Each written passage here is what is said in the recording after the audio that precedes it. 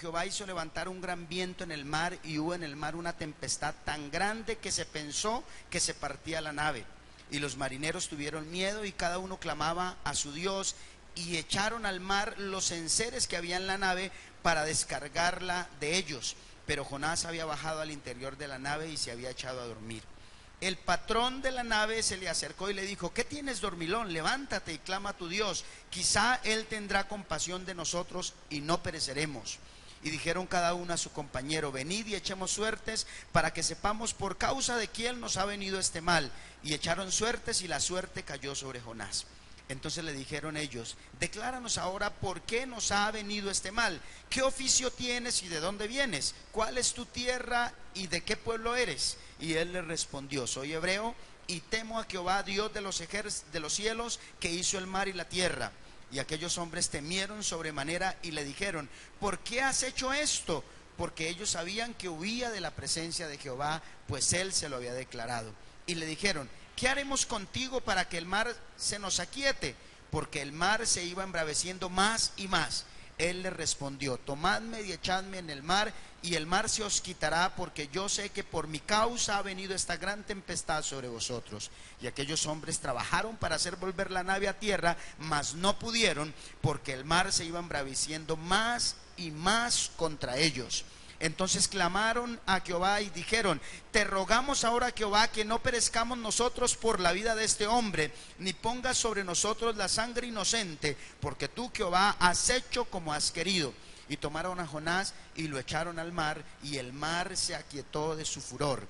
Y temieron aquellos hombres a Jehová con gran temor, y ofrecieron sacrificio a Jehová e hicieron votos.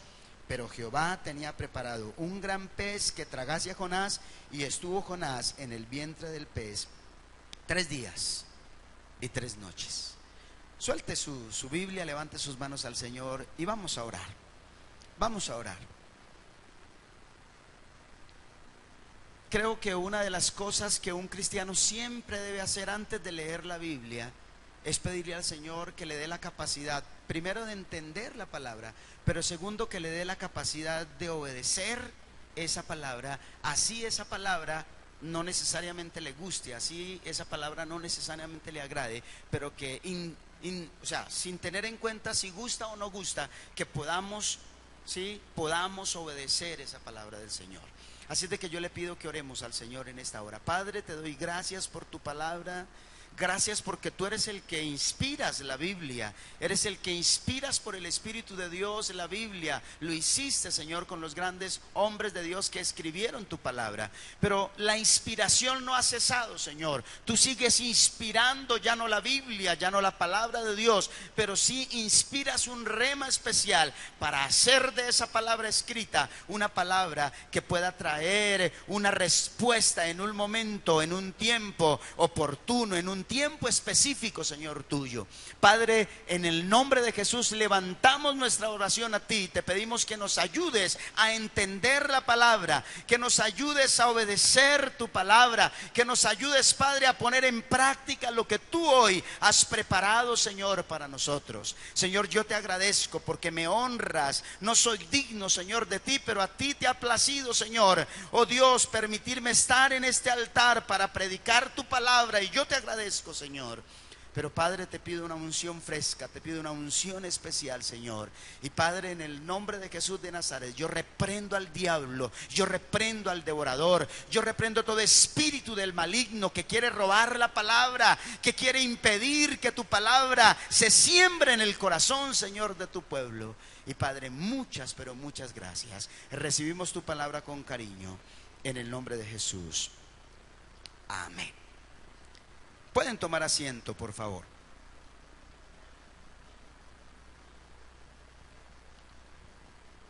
Este pasaje, hermanos, que acabamos de leer es un pasaje que a mí particularmente me bendice muchísimo. Bastante me bendice a mí el libro de Jonás. Quiero hacer énfasis un momentico en que este libro nos cuenta que este pueblo, o mejor, estos tripulantes de esta embarcación, de este barco, vivieron una gran tormenta. ¿Qué vivieron ellos? una gran tormenta, una tormenta tan fuerte y tan dura que dice la Biblia que acabamos de leer que el barco estaba a punto de ¿qué? De partirse. El barco estaba a punto de romperse, cual Titanic en ese mar. Estaba a punto de partirse en dos el barco porque la tormenta era muy dura. Y hermanos, podemos nosotros, hermanos, decir hoy, y usted creo que está de acuerdo conmigo, que nunca antes había habido en el mundo tantas tormentas como lo hay hoy día. Cuando uno escucha las noticias, cuando uno va por el vecindario, cuando uno está en la empresa, cuando uno hace las diferentes labores que uno desarrolla en el día, uno encuentra que este mundo cada vez está más lleno de tormentas. El ser humano cada vez está enfrentado a más pruebas, cada vez está enfrentado a más luchas, cada vez está enfrentado a más situaciones complicadas. Si usted cree que tiene problemas, es que usted no conoce realmente a la gente que tiene problemas, porque realmente hay en el mundo personas que realmente están enfrentando muchísimas tormentas, muchísimas tormentas.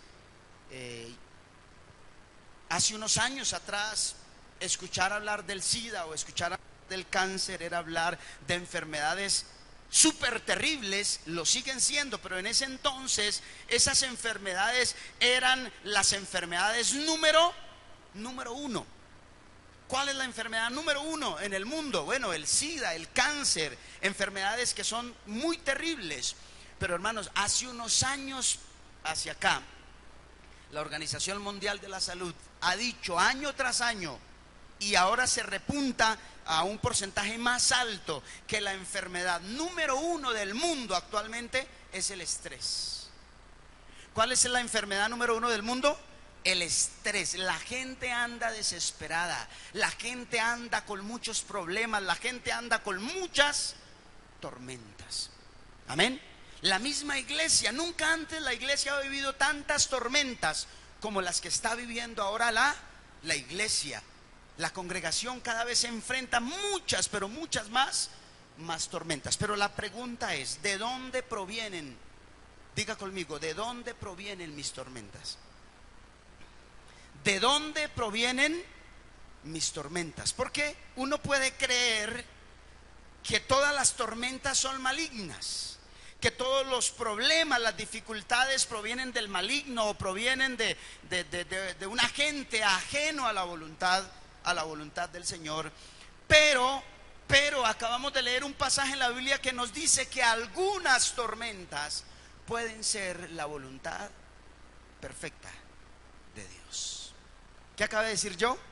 Que algunas tormentas pueden ser la voluntad perfecta de Dios como respuesta del corazón de Dios para juzgar al ser humano que desobedece. Estaba ayer, la iglesia infantil hizo un seminario, empezó ayer un seminario para los niños, y ayer teníamos que estar los papás con los niños y teníamos que hacer todo lo que ellos hacían, ¿sí? Y una de las cosas que teníamos que hacer era que teníamos que pasar por algunas pruebas, y en cada prueba teníamos que aprendernos un verso bíblico, ¿sí? Teníamos que aprendernos textos bíblicos con los niños y hacer algunas pruebas que nos pusieron a hacer. Me gustó muchísimo una frase, un texto bíblico, bueno, dos textos bíblicos dentro del mismo formato, dentro del mismo cartoncito pegado en la pared, que decía: Dios es amor. Eso decía el primer texto. Dios es amor. Pero abajito decía: pero no dejará sin castigo a nadie. ¿Sí? Dios es amor, pero no dejará sin castigo a nadie. El amor de Dios no implica uno de los grandes problemas, y yo no voy a hablar aquí de Uribe ni nada de eso, ni de sus trinos, ni cosas de esas, pero uno de los grandes problemas que tiene hoy por hoy el proceso de paz en Colombia es la impunidad. Que se pretende conseguir una paz en Colombia a precio de impunidad, ¿sí? Saquémoslos del monte, perdonémoslos y ya, y listo, y que se acabe esto, y bueno, que no haya justicia. Esa es como la gran división que tiene ahora el país, ¿no? De quienes van con el proceso de paz, con todo lo que dice el presidente, y quienes, como en mi caso, tampoco estamos de acuerdo con que haya paz con impunidad, porque paz con impunidad no es realmente una verdadera paz. Entonces me gustó ese texto. Dios es amor. ¿Cuántos dicen amén? Pero no dejará sin castigo a nadie. ¿Cuántos dicen amén? Eso también es palabra de Dios, y debemos ponerle el mismo tonito al amén. ¿Sí? Dios es amén, amor, amén. Pero no dejará sin castigo a nadie, amén. Porque las dos cosas son palabra de Dios. Amén. Aquí, amados hermanos, encontramos que esta tormenta que se estaba viviendo tan terrible era producto del juicio de Dios por dos cosas graves que cometió un hombre de Dios. Dos cosas. Una, porque Jonás quiso huir de la presencia de Dios. Pecado grave, querer huir de la presencia de Dios. Yo quiero que me acompañe por un momentico al Salmo 139. Porque es grave lo que hizo Jonás. Salmo 139. Y leamos los primeros, leamos desde el verso número 7. ¿Ya lo tienen, hermanos? Dice: ¿a dónde me iré de tu espíritu? ¿Y a dónde huiré de tu presencia? Si subiere a los cielos, allí estás tú. Y si en el Seol hiciere mi estrado, he aquí, allí tú estás. Si tomare las alas del alba y habitare en el extremo del mar, aún allí me guiará tu mano y me asirá tu diestra. Si dijere: ciertamente las tinieblas me encubrirán, aún la noche resplandecerá alrededor de mí. Aún las tinieblas no encubren de ti, y la noche resplandece como el día. Lo mismo te son las tinieblas que la luz. Bueno, pregunto, este pasaje bíblico muy probablemente lo conocía Jonás. ¿Qué dicen ustedes? Sí, muy probablemente lo conocía, porque los salmos en la Biblia es el libro más antiguo y el que duró más años en recopilar, y es parte del Antiguo Testamento. Entonces muy probablemente Jonás conocía el Salmo 139, pero simplemente a Jonás no le importó y no le preocupó huir de la presencia de Dios. ¿Sí? Y número dos, quiero usar esto como ejemplo. El segundo pecado grave que cometió Jonás es que pagó un precio para desobedecer a Dios. ¿Qué hizo? Mire que no estoy diciendo pagó un precio, aunque también lo pagó, ¿no? Pero no estoy diciendo pagó un precio por desobedecer a Dios. ¿Qué dije yo? Pagó un precio para desobedecer a Dios. ¿Sí ven la diferencia? O sea, en otras palabras, él metió la mano al bolso, metió la mano al bolsillo y dijo: yo voy a comprar mi desobediencia. Dice que él compró su boleto, él fue, nadie se lo regaló, nadie lo metió en ese barco de polizón, no, él compró su tiquete para desobedecer a Dios. Eso en la Biblia se llama pecado deliberado. ¿Qué es el pecado deliberado? El pecado que yo hago conscientemente. Hay veces uno por la vida va y comete errores, equivocaciones inconscientemente, pero cuando uno sabe qué es pecado y aún conscientemente lo comete, eso la Biblia lo llama pecado deliberado, y fue el pecado de Jonás. Un pecado completamente ¿qué? Deliberado. ¿Ustedes creen que el Espíritu Santo de Dios, cuando Jonás estaba comprando el tiquete, le dijo que no lo hiciera? ¿Cómo no le iba a decir el Espíritu Santo eso? Claro, el Espíritu Santo empezó. Miren, una vez estaba llorando al Señor por una situación económica que tenía, y le decía: Señor, dame una solución, necesito hacer algo para poder suplir algunas necesidades económicas que tengo, algunos gastos extra que no estoy cubriendo, dame una solución. Y yo estaba orando en la mañana y el Señor me habló y me dijo: ¿se acuerda de esas joyitas que usted tiene por allá escondidas, que usted no está haciendo nada con ellas? Bueno, coja esas joyas y con el dinero de esas joyas empiece un negocito. empiece una microempresa. ¿Sí? Y yo dije, Señor, gracias, yo no había pensado eso. Era algo así como casi 1.000.000 de pesos que representaban esas joyas. Y entonces yo dije, amén, y empecé a orar para que Dios me guiara a dónde meter esa platica. ¿Sí? Un día estábamos aquí en la oración y llegó un hombre de la iglesia y me dijo, pastor, ayúdeme a conseguir unos 100.000 pesitos. Necesito 100.000 pesitos para empezar mi negocio. Yo con 100.000 pesitos arranco. Y entonces yo lo miré y entonces vino a mi corazón la palabra de Dios y me dijo, venga, ven, ¿y por qué no nos asociamos? ¿Por qué? Dígame cómo es la cosa y metemos ahí una platica y trabajamos. Y él me dijo, no, pastor, yo sociedades no quiero. No, yo quiero es que usted por ahí me ayude a conseguir con alguien unos 100.000 pesitos. Y yo le dije, bueno, hermano, vamos a estar orando. Pero después el hombre volvió y me dijo, venga, pastor, ¿cómo es? ¿Cómo es la cosa? Y yo le dije, no, pues dígame usted cómo es la cosa, de qué es lo que usted hace y para qué necesita los 100.000 pesos. Y él me dijo que era para hacer un calzado, que bueno, me pintó todo el negocio. Y yo le dije, listo, ya está, tengo tanta plata para meter en eso, ¿cómo es la cosa? Y él me dijo, bueno, listo, ahí hicimos un negocio. Arrancamos con eso.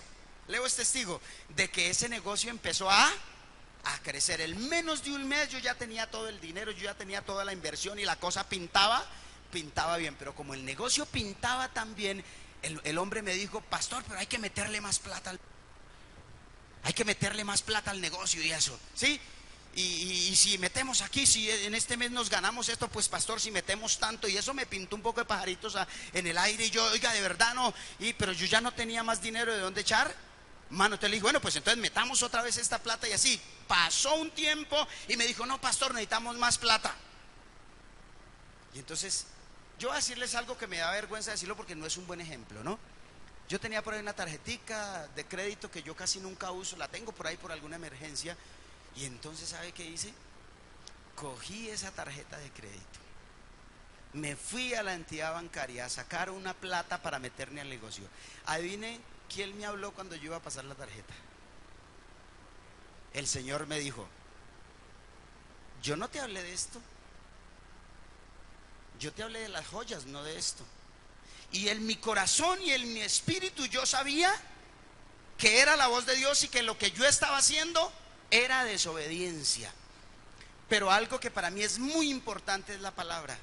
Y yo le había dado la palabra a este hombre. Yo ya le había dicho que a tales horas iba y le llevaba el dinero. Y como mi palabra, o sea, yo procuro que mi palabra tenga mucho peso. Pues hermano, imagínense, en este caso valió más mi palabra que la palabra de Dios. Imagínense, qué error tan grave. Me fui, saqué la plata, se la llevé al hombre. Usted ya se imaginará el resto, ¿no? Hasta ahí fue, hermanos. Ahí se quedó la plática, ahí se perdió absolutamente todo. Perdí la plata y perdí al hermano, porque por aquí no lo volví a ver. ¿Sí? ¿Por qué? Porque yo como Jonás metí la mano al bolso y pagué mi desobediencia. Amén. Nadie, hermanos, ningún cristiano convencido, ningún cristiano consagrado a Dios desobedece al Señor sin saber que está desobedeciendo a Dios. El Espíritu de Dios siempre nos habla. El Espíritu de Dios siempre nos dice, sino que nosotros no obedecemos. ¿Cuántos dicen amén? ¿Cuántos dicen amén? Bueno, les he dicho todo esto para decirles que mi sermón se llama ¿qué hacer para cortar el juicio de Dios? ¿Cómo se llama mi sermón? ¿Qué hacer para cortar el juicio de Dios? Si quiere ponerle otro nombre, póngale así: ¿qué hacer para acabar con mi tormenta? ¿Sí? ¿Qué hacer para acabar con mi tormenta? Si usted llega a considerar en la presencia de Dios que su tormenta es producto de su pecado, es producto de su desobediencia, ¿qué hacer para cortar con mi tormenta? Y les quiero mostrar 4 cosas que están en este pasaje, en el libro de Jonás que acabamos de leer, que nos enseñan qué hacer para cortar con la tormenta, o en este caso, como estamos diciendo, con el juicio del Señor. ¿Cuántos dicen amén? ¿Cuántos dicen amén? Número uno, escuche esto: orar en la voluntad de Dios. Orar en la voluntad de Dios. El texto que acabamos de leer en el verso 4 y 5 nos dice que todos los que iban en el barco, excepto Jonás, todos los que iban en el barco cuando la tormenta estaba arreciando más duro, ¿qué estaban haciendo? ¿Qué estaban haciendo? Estaban orando, estaban clamando a sus dioses. Tenían dioses paganos, pero estaban clamando a sus dioses. Amén. Pero el texto no lo dice, pero uno puede imaginárselo. ¿Qué creen ustedes que le estaban pidiendo estos a Dios? ¿Cuál era la oración específica de todos estos mientras clamaban a Dios? ¿Qué le pedían a Dios? Les pedía unas dos cosas, ¿no? Uno, ¿sí?, que los salvara de la muerte. Pero la segunda tenía que ver con la primera, era que salvarlos de la muerte implicaba orar para que el Señor acabara la tormenta. O sea, yo me imagino que la oración era: Señor, por favor, si eran devotos al divino niño, por favor, divino niño, que esta tormenta pase. Señor caído de Monserrate, por favor, que esta tormenta se acabe. Milagroso de Buga, por favor, sí, que la tormenta se acabe. Pero resulta que la oración correcta no era orar para que la tormenta se acabara. La oración correcta era pedirle al Señor discernimiento y preguntarle: Señor, ¿por qué estamos viviendo esta tormenta? ¿Sí escuchó eso? Hay momentos donde yo no tengo que orar para que la tormenta se acabe, sino que yo tengo que orar para decirle: Señor, muéstrame la razón por la cual estoy viviendo esta tormenta. Ahora, quiero decir algo más. No siempre las tormentas que nosotros vivimos tienen que ver con nuestra culpa. No siempre los desiertos que vivimos nosotros tienen que ver con nuestros errores. Pregunto, ¿el capitán del barco y todos los que iban en este barco tenían la culpa de lo que estaba pasando? No. Pero el que no tengamos la culpa no quiere decir que no nos corresponda pedirle a Dios que nos aclare por qué estamos viviendo lo que estamos viviendo. Amén. Hay un momento, hermano, en el que usted tiene que reunir a su familia. Hay un momento en el que usted tiene que reunir a sus líderes. Hay un momento en el que usted tiene que reunir a su iglesia. Y usted tiene que decirle: las cosas no están funcionando, aquí algo está pasando y yo necesito saber quién es. Así es de que vamos a hablar. ¿Qué es lo que está pasando? ¿En qué andan? ¿En qué andamos? Porque esto que está pasando, esta tormenta no es normal. Dios no prometió que teníamos que caminar todos los días con tormentas. Amén. Un hermano de la iglesia me buscó y me dijo: pastor, necesito que vaya a mi panadería, la mejor panadería del barrio. Pastor, necesito que vaya, la panadería se fue al piso, esa panadería está que quiebra cada vez. Sí, y yo necesito que usted me ayude, pastor, a ver qué hacemos. Y yo le dije: bueno, ¿y usted ya sabe por qué su panadería se le está yendo al piso? Y él me dijo: pastor, no sé. Le dije: yo sí sé por qué. Dijo: sí, pastor, ¿usted sabe por qué? Le dije: sí, porque usted tiene unos empleados, 2 o 3 empleados que se llaman cristianos, pero no son cristianos. Y esos le están trayendo ruina sobre su panadería. ¿Cómo así, pastor? Le dije: sí, es preferible que usted contrate inconversos que no conocen de Dios que personas que se dicen cristianas pero viven en desobediencia.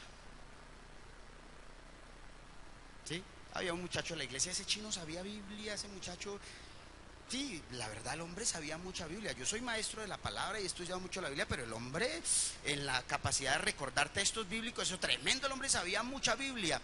Y él era el que atendía a la gente, lo contrataron para despachar. Y eso, todas las niñas que llegaban, eso les cogía la manito y mi amor, y eso les decía un poco de cosas. La esposa del hombre también andaba por ahí en una cantidad de cosas raras. Y él me dijo: pastor, ¿y entonces yo qué tengo que hacer? No, pues tiene que hacer una reunión y decirles: aquí esto mejora o chao. ¿Sí? ¿Sabe qué pasó? El hombre me dijo: no, pastor, yo no soy capaz de hacer eso. ¿Usted no me haría el favor de ir mañana?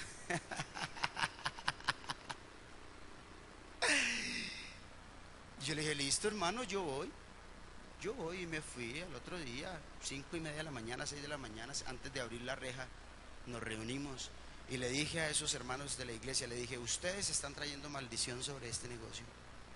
Obviamente usted ya se imagina lo que pasó, se pusieron bravísimos conmigo, pero ¿cómo así? Le dije, sí, hermano, ustedes están haciendo las cosas mal. Ustedes son los Jonás de esta panadería. Hay un momento en el que hay que coger los dados. En esa época se hacía con dados, ahora no, ¿no?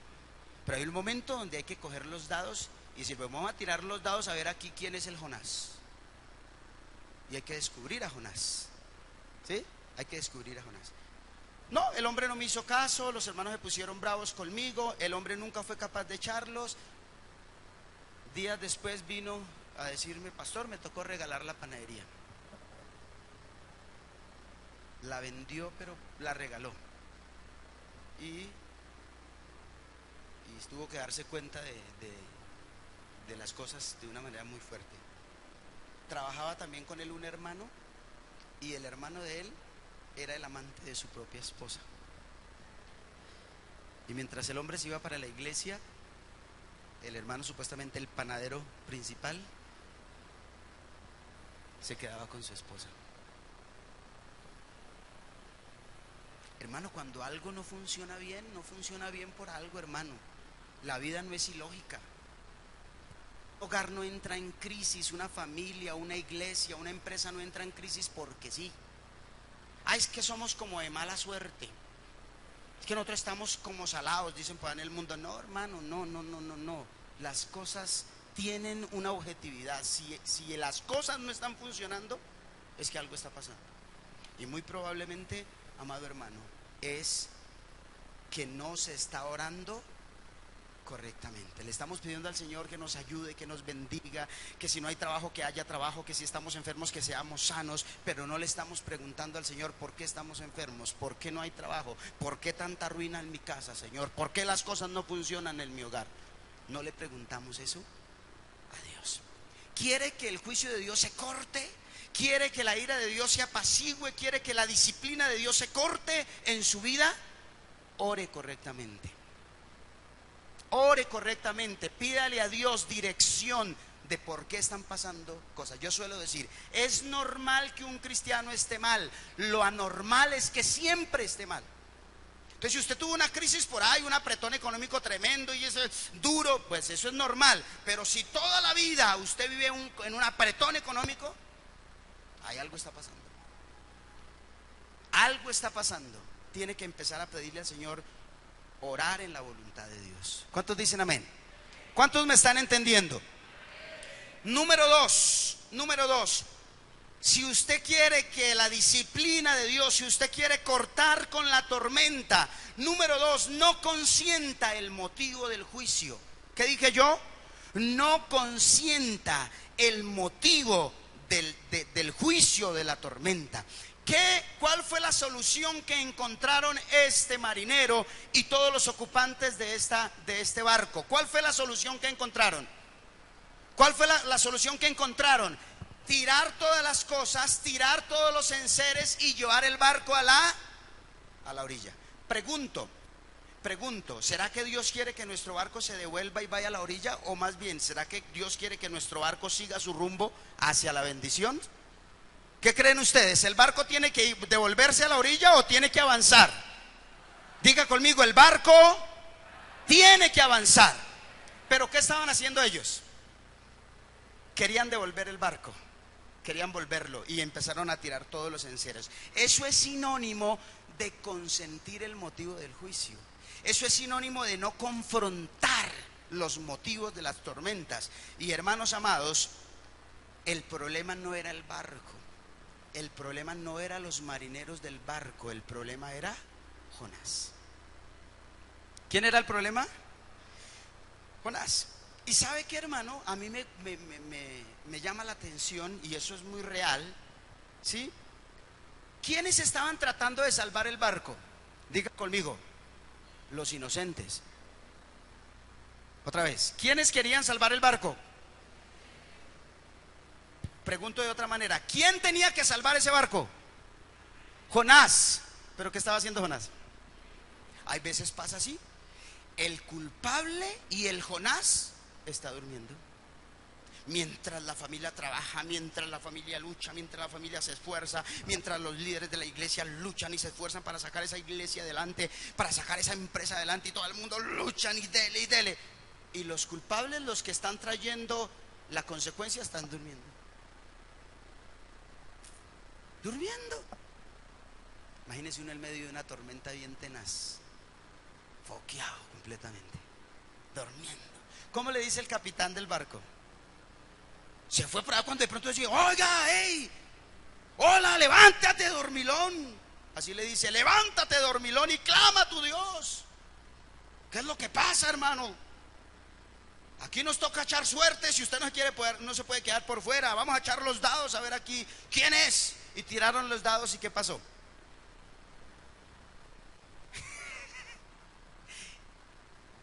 Hermano, cuando uno busca a Dios, yo suelo decir algo.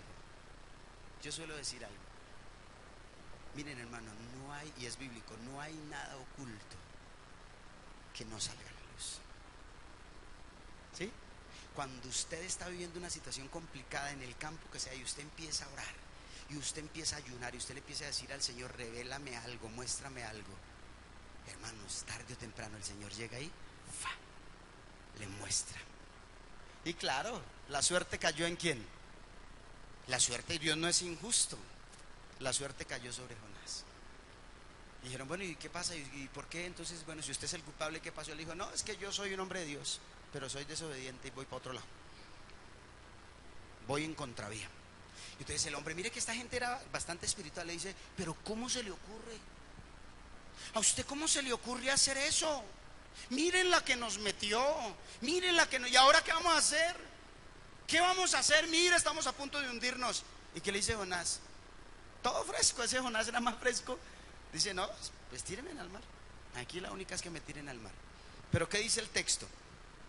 Dice que ellos se esforzaban más a devolver el barco a la orilla y seguían sacando los enseres porque la tormenta se hacía más fuerte. Palabras más, palabras menos. ¿Qué estaba haciendo toda esta gente? Estaban, diga conmigo, consintiendo la causa de la tormenta. ¿Sí? Consintiendo. Pero estamos leyendo un libro con los líderes. Bueno, lo hemos leído ya, pero lo estamos volviendo a leer, que se llama, del doctor Camilo Cruz, La Vaca. Se llama el libro La Vaca. Y hay veces, hermanos, y ese libro dice que las vacas hay que matarlas, que son sinónimo de las cosas equivocadas que estamos haciendo, hay que matarlas.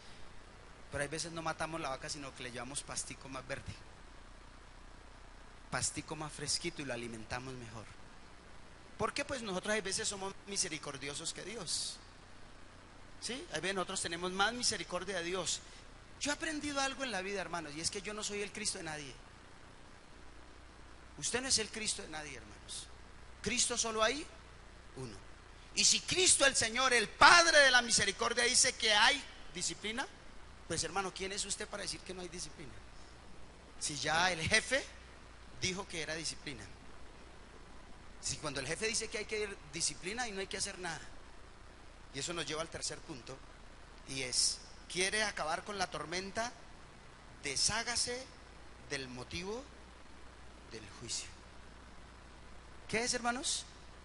Deshágase del motivo del juicio. ¿Cuál era la única solución que había para que esa tormenta se acabara?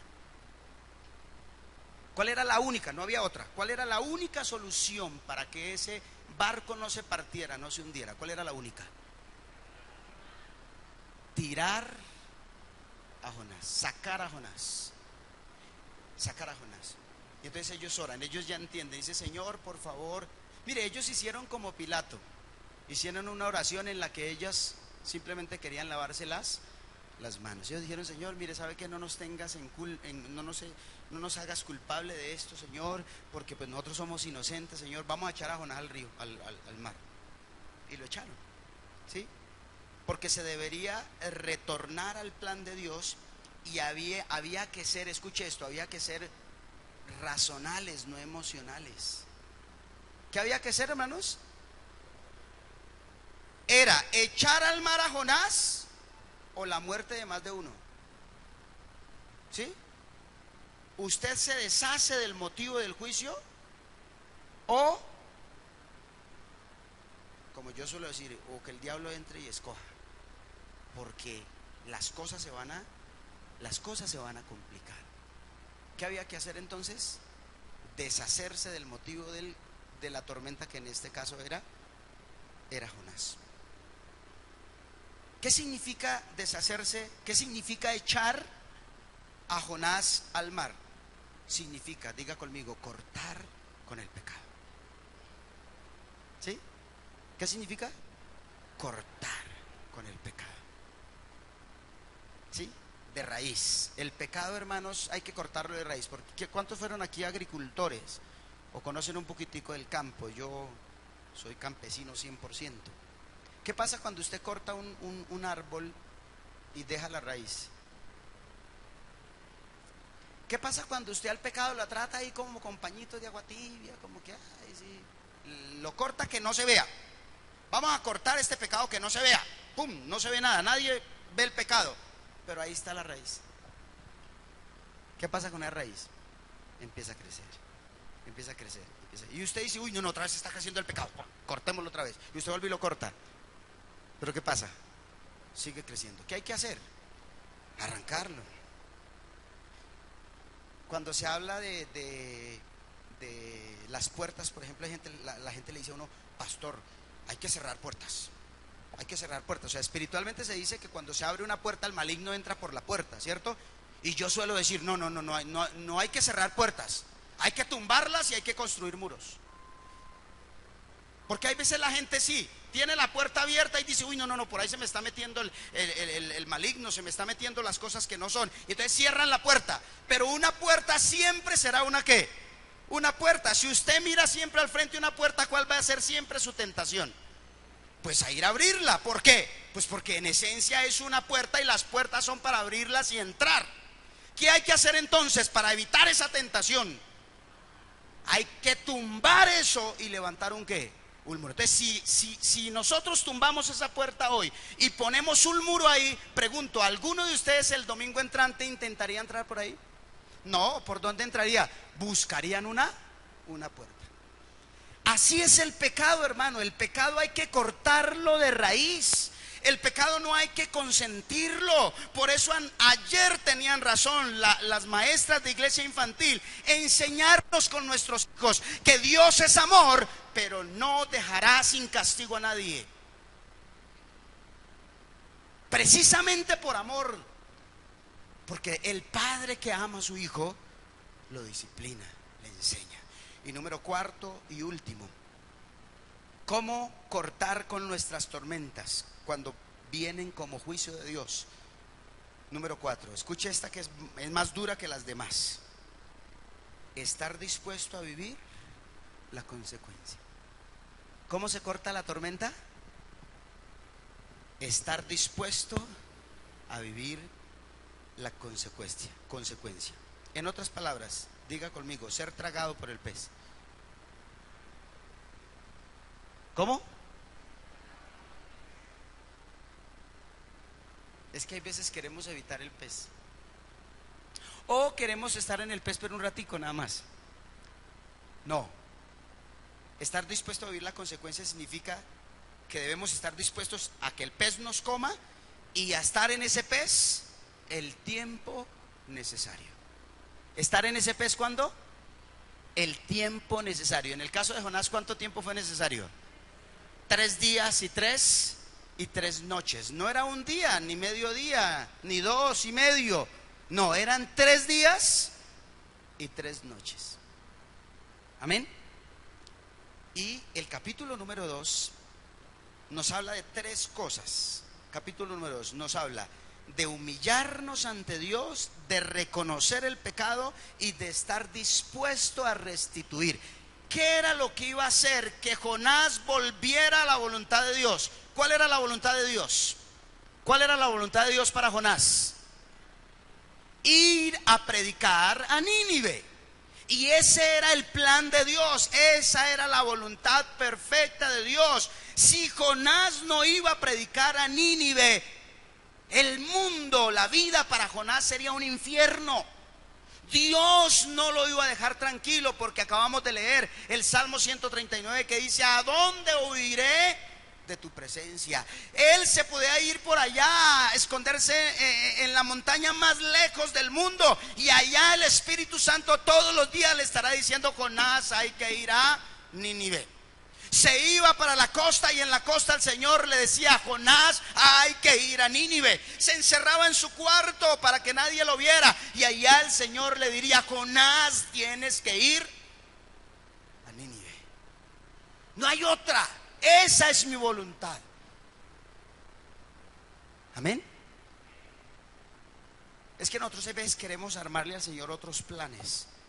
No, la voluntad de Dios es la voluntad de Dios. Pero gracias a Dios, Jonás, aunque a regañadientes, ahí lo entendió. Dice: entonces, capítulo 2, oró Jonás a Jehová su Dios desde el vientre del pez, y dijo: invoqué en mi angustia a Jehová, y él me oyó. Desde el seno del Seol clamé, y mi voz oíste. Me echaste a lo profundo, en medio de los mares, y me rodeó la corriente. Todas las ondas y olas pasaron sobre mí. Entonces dije: desechado soy de delante de tus ojos, mas aún veré tu santo templo. Las aguas me rodearon hasta el alma, rodeóme el abismo. El alga se enredó en mi cabeza, descendí a los cimientos de los montones. La tierra echó sus cerrojos sobre mí para siempre. Mas tú sacaste mi vida a la sepultura, oh Jehová Dios mío. Cuando mi alma desfallecía al mío, o sea, cuando ya estaba a punto de morir y me dan ese animal, me acordé de Jehová, y mi oración llegó hasta ti en tu santo templo. Los que siguen vanidades ilusorias, su misericordia abandonan, mas yo con voz de alabanza te ofreceré sacrificios. ¿Y qué dice, hermanos? Y dejemos así Dios. No, ¿qué dice el texto? Pagaré lo que prometí. La salvación es de Jehová. Y hermano, cuando usted se humilla ante Dios, cuando usted reconoce su pecado, cuando usted está dispuesto a restituir, pues simplemente Dios restituye. ¿Qué dice el verso número 10? Y mandó Jehová al pez, y vomitó a Jonás en la tierra. Sencillo. Cuando uno hace lo que le corresponde hacer, Dios no se tarda. Él automáticamente de una vez libera su bendición. Acaba con el juicio. ¿Qué tenían que hacer los marineros del barco? Echar a Jonás. Echaron a Jonás, ¿y qué pasó? Pues la tormenta cesó. ¿Qué tenía que hacer Jonás? Humillarse, reconocer su pecado, prometerle a Dios que iba a cumplir, y listo, el pez lo vomitó. Es así de sencillo. Hay gente que dice: pastor, pero es que yo llevo años y el Señor no responde. Debe ser que algo raro todavía por ahí hay. ¿Sí? O que usted no está viendo las cosas con los ojos de Dios, porque el tiempo es ¿de quién?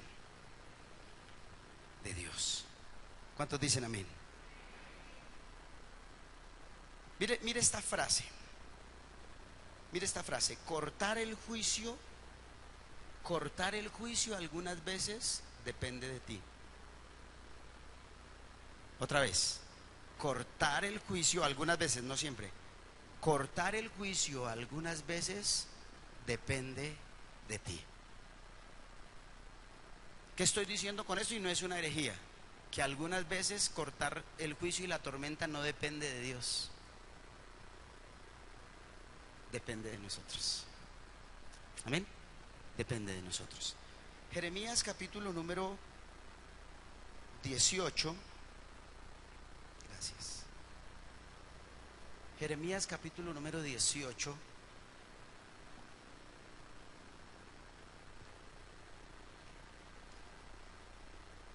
El verso número 7.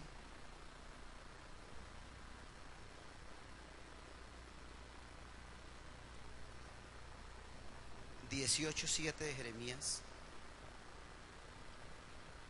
En un instante hablaré contra pueblos y contra reinos, para arrancar y derribar y destruir.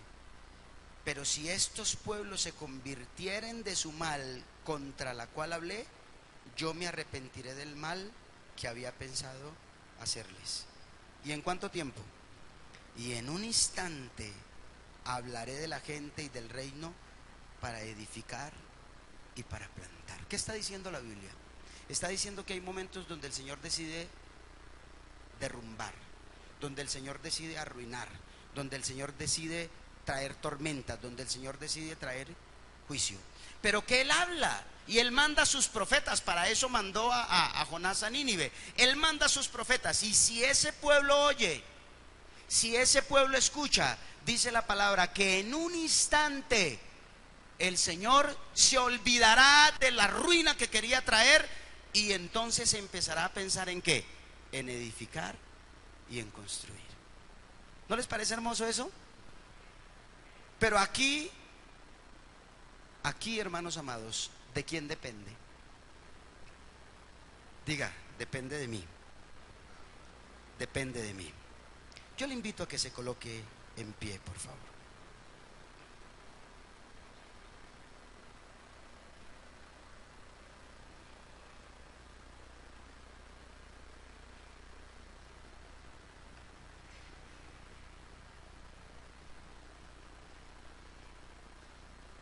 Bendito es el nombre de Dios.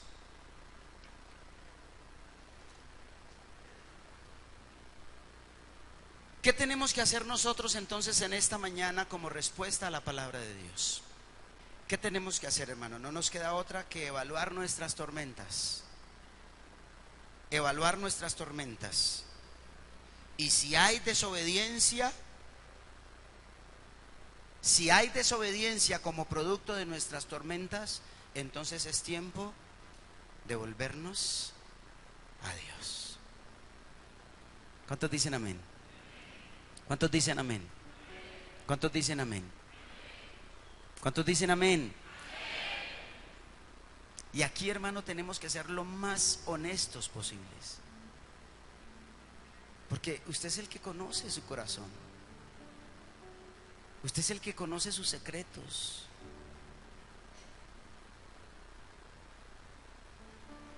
El Espíritu Santo de Dios es el que está trayendo la palabra a su corazón y a su vida. Hebreos dice: hijo mío, no menosprecies la disciplina ni desmayes, la disciplina del Señor, ni desmayes cuando eres reprendido por Él, porque el Señor al que ama disciplina y azota a todo el que recibe por hijo. Si soportáis la disciplina, Dios os trata como a hijos, porque ¿qué hijo es aquel a quien el Padre no disciplina? Pero si se os deja sin disciplina, de la cual todos han sido participantes, entonces sois bastardos y no hijos. Yo pregunto, hermano, ¿usted quiere sentirse un bastardo de Dios? ¿O usted quiere sentirse un hijo de Dios?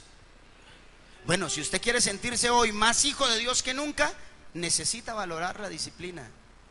Necesita darle valor a la disciplina. Necesita evaluar sus tormentas, decir: bueno, Señor, muéstrame entonces qué es lo que yo necesito cambiar, qué es lo que yo necesito hacer. El texto continúa diciendo: por otra parte, tuvimos a nuestros padres terrenales que nos disciplinaban y los venerábamos. ¿Por qué no obedeceremos mucho mejor al Padre de los espíritus y viviremos?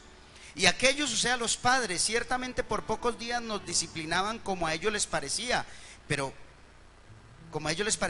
este para lo que, o sea, Cristo, Dios, para lo que nos es provechoso, para que participemos de su santidad. Es verdad que ninguna disciplina al presente parece ser causa de gozo, sino de tristeza, pero después da fruto apacible de justicia a los que en ella han sido ejercitados. Levanta tus manos al cielo en esta hora. Levanta tus manos al cielo. Delante del Señor estamos en esta hora. Delante del Señor estamos en esta hora.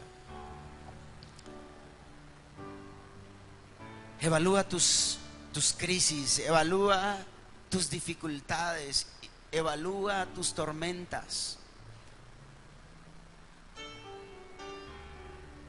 Y reconoce, amado hermano, reconoce la voz de Dios en tu corazón. Si evalúas tu tormenta y te das cuenta que no, que tú no tienes la culpa, entonces pídele al Señor discernimiento para darse cuenta quién es el que tiene la culpa. Y si encuentra que alrededor de ti los demás tampoco son culpables, entonces descansa en Dios. Descansa en Dios entonces y dile: Señor, bueno, ya hice mi trabajo, ya evalué, no he encontrado honestamente delante de ti nada fuera de lo normal. Entonces dile al Señor: Señor, entonces dame fuerza, dame fortaleza, dame vigor, ayúdame a salir adelante en esta tormenta. Guárdame, Señor, para no morir, guárdame, Señor, para no desmayar. El problema de Jonás era la desobediencia. Y yo en esta mañana, en el nombre de Jesús, te hablo: no desobedezcas más. Vuelve a la senda, vuelve al camino.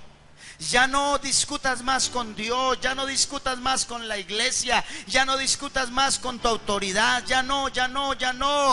Suéltate en las manos de Dios. Reconoce delante de quienes tengas que reconocer.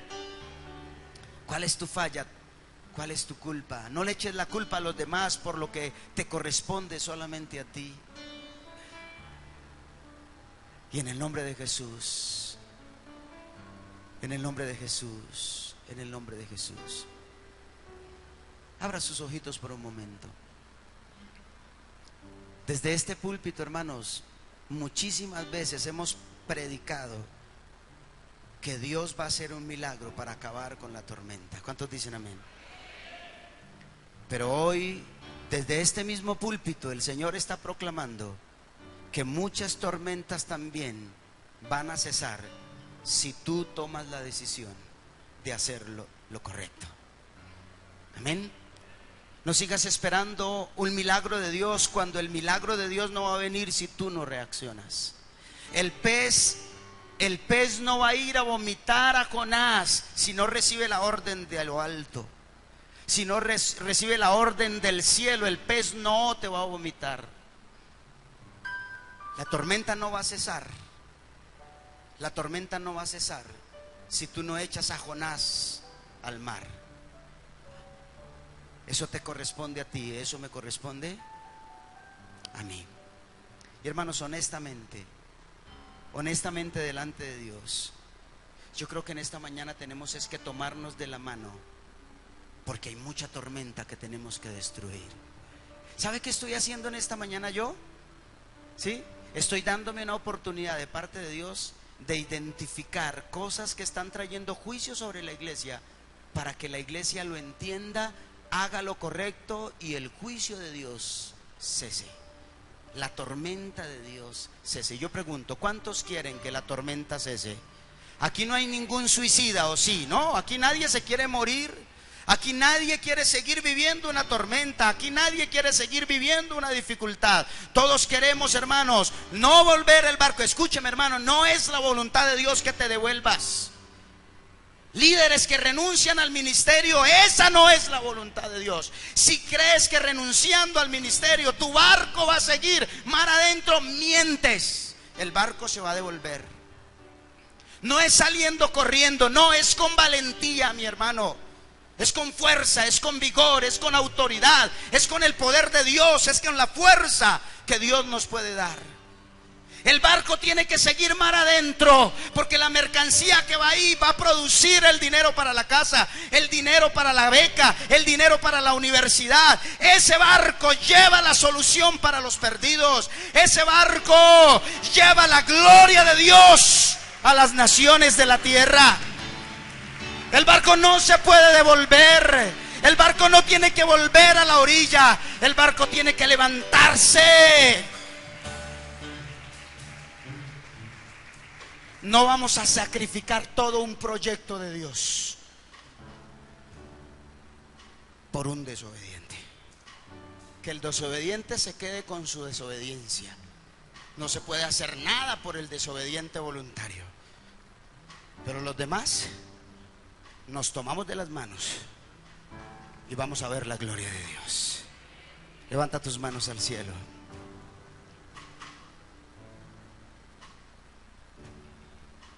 Aleluya. A ti, el alfa y la omega, el principio y el fin, y el gran yo soy, me rindo. Vamos, iglesia. A ti, el todopoderoso, poderoso, el que es y que será, y el gran yo soy, me entrego.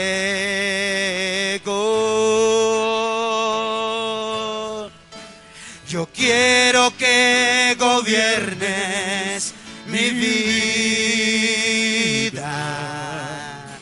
me doy en sacrificio a ti. Yo quiero que ordenes mi caminar, que siempre viva en tu voluntad. Hermanos, yo no debiera pedirles perdón por esto, pero lo hago porque los amo, porque los quiero. Yo no me puedo ir esta mañana, el Espíritu de Dios no me deja ir esta mañana, no me deja despedir esta reunión sin hacerte un reto en esta mañana. Yo no sé, yo siempre he dicho desde este mismo púlpito, yo no soy de los predicadores que se asustan si hago un llamado específico y nadie me pasa. No, yo no mido mi llamado, yo no mido mi ministerio por si la gente pasa o no pasa. Yo sé lo que Dios me ha dado. Yo sé quién soy en la voluntad de Dios. No dependo de la reacción de unos o de otros. Pero yo quiero lanzar en esta mañana, en el nombre de Dios, un reto para la iglesia. Y es este. ¿Cuántos quieren venir aquí al frente a tomar la decisión de sacar a Jonás del barco? Tal vez tú no eres Jonás, pero tienes que sacar a alguien.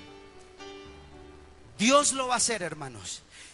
Y no te estoy manipulando, es la palabra de Dios. Pasar y decidir echar a Jonás implica seguir o no seguir con la tormenta. Ven aquí al frente, mi hermano. Ven aquí al frente. Yo no sé si es un pecado consentido. Yo no sé para cuántos hoy tienen que venir. Señor, yo echo a Jonás, que se llama pornografía. Yo lo echo de mi barco. Yo no sé, yo le pido en el nombre del Señor en esta mañana, ponle un nombre a tu Jonás. ¿Cómo se llama tu Jonás? ¿O cómo se llama el Jonás de tu familia? ¿Cómo se llama el Jonás de tu vecino? ¿Cómo se llama el Jonás de tu compañero en la iglesia? ¿Cómo se llama tu Jonás? Puede ser la ira, puede ser la desobediencia. No sé qué es, tú sabes qué es. El Espíritu de Dios en esta mañana te ha dicho cuál es tu Jonás, cómo se llama tu Jonás. Y tú vas a decir hoy en el nombre del Señor, Señor, dame la capacidad. Porque sabe, hermano, míreme un momentico. Sabe, hay veces nosotros nos da temor que si sacamos a Jonás del barco, el hombre va y se nos ahoga. Hermano, Jonás está en las manos de ¿quién? Jonás está en las manos de ¿quién? Ah, ¿su esposo es Jonás? Tranquilo, Jonás está en las manos de ¿quién? De Dios. ¿Su hijo es Jonás? Tranquilo, su hijo está en las manos de Dios. ¿Tu trabajo es Jonás? Dios te dio un empleo maravilloso, pero ese empleo te sacó de la voluntad de Dios. Tranquilo, no te preocupes por tu trabajo. Tu trabajo está en las manos de Dios. El trabajo no se va a ahogar. Hay veces nos da miedo tomar decisiones, pero ay, Dios mío, ¿y ahora qué? Y terminamos arrodillados ante el mismo diablo, cuando tenemos que estar arrodillados es ante el Señor. Terminamos llorándole a las circunstancias, terminamos llorando a las situaciones que pasan en nuestra vida, cuando tenemos que llorarles al Dios Todopoderoso. Yo no sé cuántos en esta mañana quieren a decirle al Señor, Señor, yo quiero que gobiernes mi vida. Ya no quiero mandar yo quiero que tú mandes. Ordena mi caminar, vuélveme al camino. Yo quiero. ¿Cuál es el objetivo hoy, mi hermano?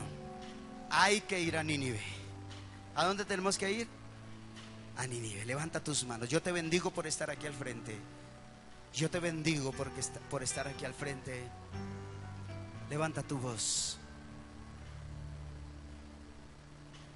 A ti, el alfa y la omega, el principio y el fin, y el gran yo soy, me rindo a ti, el Todopoderoso, el que es y que será, y el gran yo soy, me entrego.